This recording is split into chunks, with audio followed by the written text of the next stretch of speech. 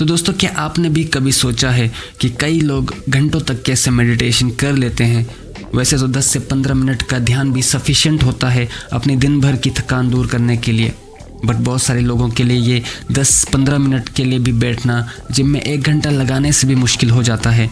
इसके पीछे psychological problem तो है ही, क्योंकि बहुत ज़्यादा अनवांटेड अनचाहे थॉट्स आने लगते हैं।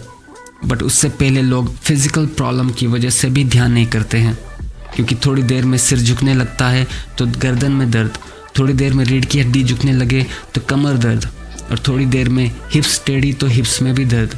इस सब के बाद ध्यान में बैठना फिजूल ही नहीं, किसी से बैठा ही नहीं जाएगा।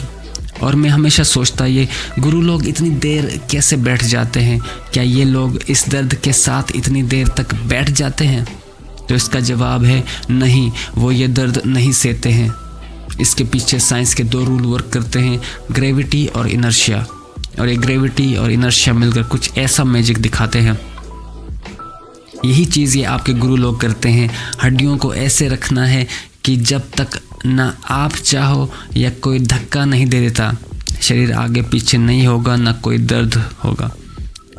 तो चौकड़ी मार के कंफर्टेबली बैठ जाओ, रीढ़ की हड्डी को आगे पीछे स्ट्रेच करके ऐसे टिकाओ जैसे ये दूसरा पत्थर पहले पत्थर के ऊपर टिका हुआ है।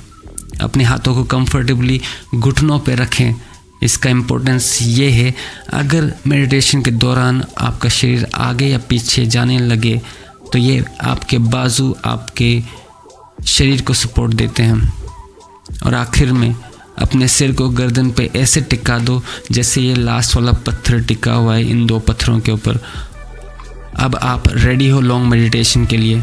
और एक बार आपने शरीर को स्टेबल रख दिया, अब आप डीप मेडिटेशन कर पाओगे। पूरा खजाना आपके लिए खुलता है। करो जितना एक्सप्लोर करना है।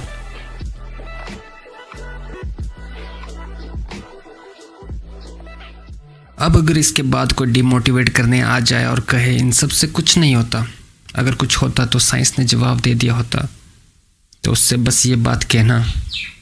ये बहुत जरूरी सवाल इसलिए है कि अगर इंसान ही सवाल पूछता है तो उसे सवाल पूछने पड़ेंगे लगातार।